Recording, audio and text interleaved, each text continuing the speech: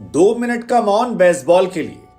हाँ, वही बेसबॉल जिसका जन्म तो इंग्लैंड में हुआ, न्यूजीलैंड में जाकर थोड़ा फला फूला, पाकिस्तान जाने के बाद उसके बाजुओं में जोर आया, लेकिन हिंदुस्तान आने के बाद वो दफन हो गया। वो बेसबॉल जिसको लेकर बेन स्टोक्स गुमान किया करते थे। याद कीजिए ऑस्ट्रेलिया के खिलाफ वो सीरीज जहां पर उनकी एक मैच में हार हुई और स्टेटमेंट दिया था कि यहां हम जीतने के लिए नहीं है, अगर यह हार होती है तो भी चलेगा, लेकिन हम एंटरटेन करने के लिए। लेकिन हिंदुस्तान की सरजमी पर जब बैक टू बैक मैचेस में हार शुरू हुई तो बेन स्टोक्स ने आखिरी हफ्ते में कहा कि इस हफ्ते मैं जीतना चाहता हूं। वो अपनी उस लाइन से अलग जा चुके थे जो बेसबॉल क्रिकेट को लेकर उन्होंने बनाई थी। वो बेसबॉल जो पाकिस्तान में जाकर एक एक दिन में 500 रन बना दिया करता था, वो जो न्यूजीलैंड के गेंदबाजों को तबाह कर दिया करता था, वो जिसे ऑस्ट्रेलिया के गेंदबाज भी खौफ खाने लगे थे, वो भारत की एक नई टीम के सामने संघर्ष करने लगे। और संघर्ष का आलम यह रहा कि पूरी तरह से वो फ्लॉप हो गए। मतलब इंडिया वर्सेस इंग्लैंड की सीरीज में कुल मिलाकर 100 छक्के लगे थे। अब कायदे से 100 छक्के लगे हैं तो बेसबॉल वालों को ज्यादा छक्का मारना चाहिए।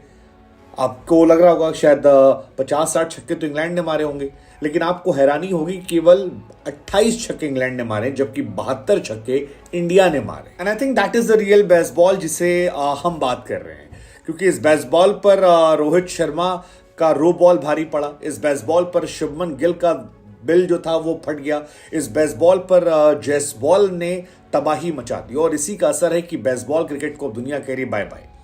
आप पाकिस्तान में जो कर पाए कर रहे, लेकिन अब आप थैंक यू सो मच हो चुके हैं, और पूरी दुनिया क्रिटिसाइज कर रही है। मतलब क्रिटिसिज्म का आलम यह है कि इंग्लैंड के पूर्व कप्तान और शानदार प्लेयर, कप्तान थे नहीं थे, पीटरसन ने यह कहा कि यार I find it really strange how team find it so hard to beat India in India, we had no problems. वो इंडिया पर इशारा कर रहे थे तंज कसते हुए, लेकिन असली जो मौज काट रहे थे वो अपने लोगों पर काट रहे थे, जिसमें वो कहना चाह रहे थे कि भैया यार इतना भी क्या बड़ा बवाल तुम लोग काट दियो इंडिया को लेकर, क्योंकि इंडिया इतनी स्ट्रांग टीम हो गई है कि यार आप इतना मुश्किल हो गया है, आप हार ही नहीं रहे हो, एक एक सीरीज जो है वो आप लगातार हारते जा रहे हो। क्या रोहित शर्मा कुछ भी कर सकते हैं, और जिस तरह से रोहित शर्मा ने बैक टू बैक मैचेस जीते, क्रिकेट के इतिहास में 100 साल में ये पहला मौका था कि जब एक मैच हारने के बाद कोई टीम दुनिया में लगातार 4 मैच जीती हो। हालांकि पहला मैच भी जो हमारे थे वो बेवकूफ़ी थी, 190 रन की लीड मिल गई थी पहली पारी में, लेकिन फिर ओली पोप ने एक जबरदस्त पारी खेली और उस पारी से हमारी हार हुई। लेकिन अब 4 मैचेस जीतने के बाद 2 मिनट का मौन बेसबॉल क्रिकेट के लिए पूरी दुनिया कर रही है भाई साहब। हालांकि इंग्लिश कप्तान बेन स्टोक्स जो है वो बेसबॉल को लेकर थोड़ा सा आगे पीछे हो रहे हैं, थोड़ा डिफेंसिव मोड में। उन्होंने कहा यार बेसबॉल जो है वो हमने नाम नहीं दिया था, वो नाम जो है वो मीडिया ने दिया था, और मीडिया की ये देन है। अगर आप नहीं जानते तो आपको बता दें कि बेसबॉल दरअसल इंग्लैंड के जो कोच हैं ब्रेंडन मैकलम, उन्हें बेस कहते हैं, और उन्हीं के नाम को लेकर उनकी स्टाइल ऑफ क्रिकेट जो थी उसे बेसबॉल स्टाइल ऑफ क्रिकेट कहते हैं।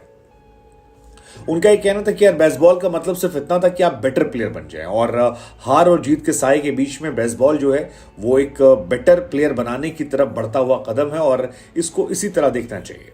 हालांकि मीम्स की बौछार जो है वो सोशल मीडिया पर भरी पड़ी है, क्योंकि बेसबॉल अलग लेवल पे चला गया। बेन डकट को लेकर तमाम लोग मजाक उड़ा रहे हैं, इंग्लैंड को लेकर मजाक उड़ा रहे हैं कि यार पाकिस्तान की पिचेस पर आपकी पार्टी चल रही थी क्योंकि वहां पर आप फ्लैट पिचेस पा रहे थे, लेकिन इंडिया में जहां पर स्पिन टर्न होने लगी, जहां पर थोड़ा सा टफ कंडीशंस आई, वहां पर आपके बल्लेबाज संघर्ष कर रहे थे।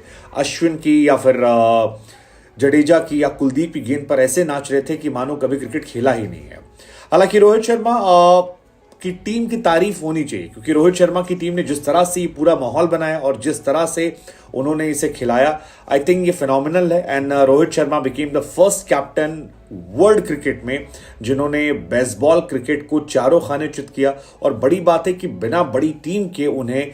लेकिन ये बेसबॉल को लेकर बहस जारी रहेगी, क्योंकि इंग्लिश क्रिकेटर में बेन डकट ने बीच में एक डायलॉग चिपका दिया था कि यार जयसवाल हमारी तरह खेल रहा है, ऐसा खेल रहा है, वैसा खेल रहा है। हालांकि हमने आपको बताया कि इंडिया ने 100 में से लगभग 75-76 छक्के मारे हैं, विच इज लाइक ऑलमोस्ट सारे छक्के उन्होंने मारे।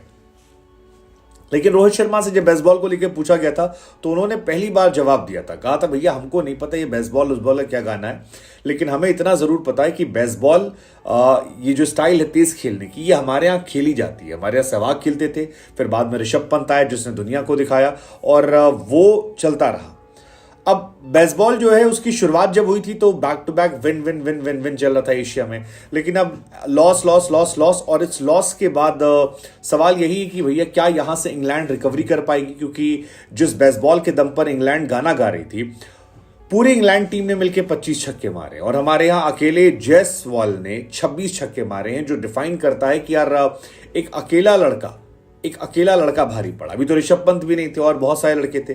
सो आई बिलीव इंडिया यहां पर एक दिन 3 दिन के अंदर जीतती है, उससे पहले एक 434 रन जीतती है। आपने बहुत बड़े बड़े मार्जिन से जीत दर्ज की और ये मार्जिन जो है मुझे लगता है कि आने वाले समय में इंग्लैंड को बहुत परेशान करने वाली है। और ये जो मीम्स बने हैं rest in peace baseball cricket, I think ये सही चल रहे हैं। बढ़िया यार इंडिया।